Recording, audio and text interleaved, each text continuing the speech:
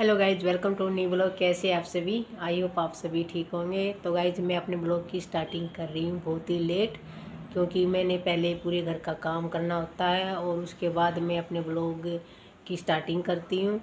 तो गाइज पहले मैंने किया अपने घर का काम और अभी किए मैंने बहुत सारे कपड़े वॉश। उसके बाद मैं अपने ब्लॉग की स्टार्टिंग की है और ये मेरा 23वां ब्लॉग है 2024 का। तो गाइज मैंने इसमें 90 डेज़ का चैलेंज रखा हुआ है, तो आप हमें सपोर्ट कीजिए। अगर आपको हमारे ब्लॉग अच्छे लगे तो प्लीज़ लाइक कीजिए। और तो गाइज कल है होली, आप सभी को हैप्पी होली एडवांस में। और गाइज होली का डांडा 1 महीने पहले गड़ जाता है और उसकी तैयारियां धीरे धीरे शुरू हो जाती हैं। जैसे गाय के गोबर के कंडे बनाते हैं और ढाल पाते हैं, वही ढाल होती है गोबर की, ऐसे गोल गोल थापते हुए उसको। और होली के कम से कम 15-20 दिन पहले गाय के गोबर के कंडे थापते हैं और होली की तैयारी शुरू कर देते हैं। और जैसे कल है होली का दहन, तो सभी अपने जो कंडे बनाए थे गाय के गोबर के, वो अपने होलिका दहन के लिए ले जाते हैं। पूजा पाठ के लिए बेर लेके जाते हैं, मूंगफलियों की माला लेके जाते हैं, बेर की माला बनाते हैं, फूलों की माला लेके जाता है, गोबर के कंडे लेके जाता है। और शाम के समय होलिका दहन होती है। गाइस होली का त्यौहार बहुत ही पवित्र त्यौहार होता है। इसमें सभी रंग गुलाल के साथ खेलते हैं। हिंदू मुस्लिम सिख ईसाई सभी इस त्यौहार को मनाते हैं। और ये होली का त्यौहार मनाते क्यों है मैं आपको बताऊंगी। इसमें एक बहुत लंबी कहानी है, वो कहानी मैं आपको शॉर्ट में बताती हूँ, क्योंकि आपको इस कहानी का पता भी होगा, अगर नहीं है तो आपको पता चल जाएगा। एक हिरण्यकश्यप नाम का राजा होता है, जो अपने आप को सब कुछ मानता है, अपने आप को ही भगवान मानता है। वह अपनी प्रजा पर अत्याचार करता है, अपनी प्रजा को बोलता है कि मैं ही तुम्हारा राजा हूँ, मैं ही तुम्हारा भगवान हूँ, तुम मेरे सिवाय किसी को नहीं पूजोगे।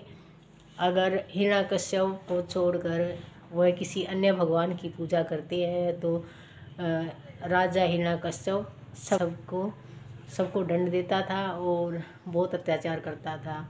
उसके बाद हिरण्यकश्यप को एक लड़का होता है, उसका नाम प्रहलाद है, जो विष्णु भगवान का बहुत बड़ा भगत होता है। हिरण्यकश्यप ने अपने लड़के प्रहलाद पर भी बहुत अत्याचार किए।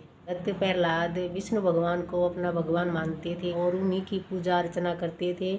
उसके अलावा वह किसी अन्य देवी देवता को नहीं मानते थे। लेकिन उनके पिता हैं, वो ऐसे बोलते थे कि नहीं, मुझे पूजो, मैं ही तुम्हारा भगवान हूँ और कोई नहीं है इस धरती पे। लेकिन ऐसा नहीं हुआ। इसके कारण उनके पिता हिरण्यकश्यप ने प्रहलाद पर बहुत अत्याचार किए। वह अपने सैनिकों द्वारा प्रहलाद को जंगलों में ले जाकर ऊंचे पहाड़ों से नीचे गिरा देते थे खाई में, लेकिन उसको विष्णु भगवान बचा लेते थे।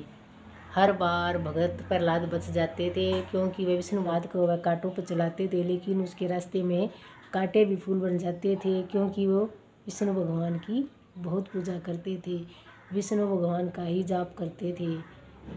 हिरण्यकश्यप ने प्रहलाद से पूछा, क्या तुम्हारे भगवान इस खंबे में है?